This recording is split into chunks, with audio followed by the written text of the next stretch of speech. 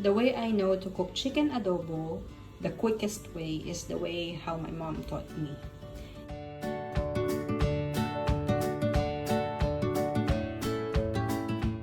In one pot like this, put your chicken cut into pieces, add 1/2 cup of soy sauce, 1/2 cup of vinegar, some peppercorns, 1 head of crushed garlic, 2 to 3 bay leaves, and at least 1/2 cup of water.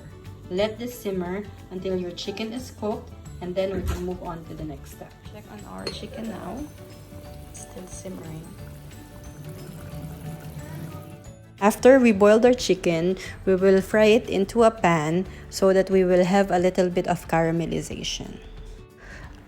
I continued boiling the sauce of the adobo because we will use it for later when we are done frying.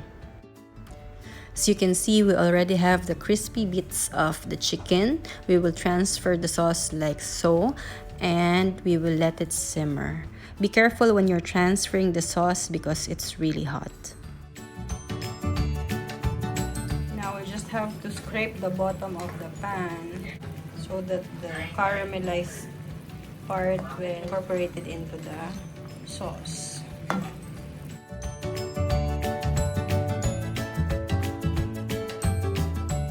You can adjust the taste of your adobo by adding sugar, chili, or more salt. It really depends on how you like it, but this is the basic adobo recipe. Also boiled some eggs as an extender because adobo is nice with some boiled eggs. There you have it, guys, my authentic Filipino chicken adobo. Thanks for watching. Please don't forget to like, subscribe, and turn on post notification for future videos like this.